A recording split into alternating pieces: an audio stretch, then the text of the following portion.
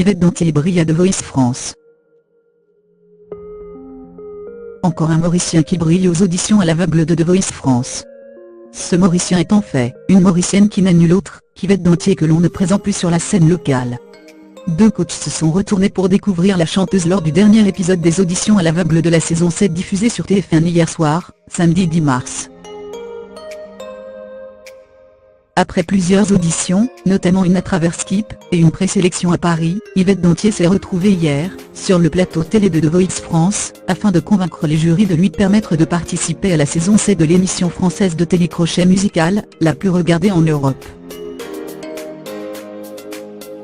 C'est avec une chanson de Nicole Croisille, Téléphone-moi, et simplement accompagnée de sa guitare, qu'elle réussit finalement à éblouir Florent Pagny et Pascal Obispo, qui se retournent et qui se battent en essayant de trouver plusieurs arguments, afin de l'avoir dans leurs équipes, sous le regard amusé de la jeune fille de 24 ans. Yvette raconte son incroyable entrée dans la grande aventure mauricien comme: j'ai choisi d'interpréter la chanson Téléphone-moi de Nicole Croisille, car c'est une chanson que je connais depuis que j'ai 12 ans.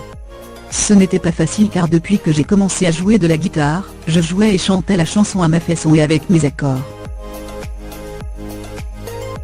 Mais avant de partir pour Paris, j'ai réécouté la chanson et j'ai réalisé que je ne jouais pas les vrais accords. J'ai dû apprendre les bons accords, énormément pratiquer afin de ne pas me planter à The Voice. Je suis vraiment timide et j'ai du mal à chanter devant un public. J'étais super stressée, voire terrorisée. C'était une journée physiquement et moralement dure. Je suis arrivée sur place à 8 h du matin accompagnée de ma sœur, son époux et ma nièce de 3 ans, et ce n'est que vers minuit et demi que je suis montée sur le plateau pour chanter. Cependant, la production est très bien structurée. Ils nous font attendre à l'intérieur au show. Il y a une phase de répétition avant de chanter devant le public, et face au grand fauteuil rouge, et nous font surtout faire une show vocale avant de passer sur scène, nous confie Yvette avant de reprendre son souffle, de nous dire qu'elle parle trop, et de poursuivre. J'arrive finalement derrière un énorme mur d'écran qui s'ouvre devant moi.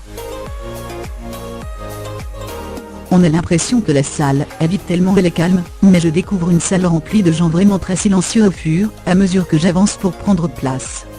J'avais super honte. Les yeux écarquillés, j'étais vraiment très impressionnée, car je voyais vraiment bien toutes les personnes présentes dans la salle, et bien sûr, les célèbres fauteuils rouges des jurys, surtout celui de Zazie dont je suis vraiment une très grande fan. Le stress est monté de plusieurs crans. Je commence à chanter et je me laisse finalement emporter par la chanson. Lorsque j'entame le refrain, au fond de moi, je criais vraiment Téléphone-moi, mais c'était plutôt pour me sortir de là, ou pour me donner du courage pour finir, parce que le stress était trop fort. Et Pascal Obispo a entendu mon appel, et a appuyé sur le gros bouton rouge suivi de Florent Pagny quelques secondes après. Les 1h30 écoulés, je lève la tête et je suis choquée de découvrir les coachs qui s'étaient retournés. J'étais super contente car je ne m'attendais vraiment pas. Ils se sont battus pour que j'aille dans leurs équipes, chacun avec ses arguments, et c'est finalement Pascal Obispo que j'ai choisi. Je remercie Baptiste Jung, le dénicheur d'artistes, qui m'a lui choisi en premier et qui m'a donné l'occasion d'arriver là où je suis, parce que c'est lui qui m'a contacté pour une première audition à travers Skip avec Bruno Berber, le directeur de casting de The Voice. À la veille des 50 ans de l'indépendance de Maurice, Yvette Dantier, lauréate de la 2e édition de Timambo en 2005, revient 13 ans plus tard pour nous faire honneur. Elle poursuit bel et bien l'aventure dans l'équipe de Pascal Obispo, et est qualifiée pour l'audition finale.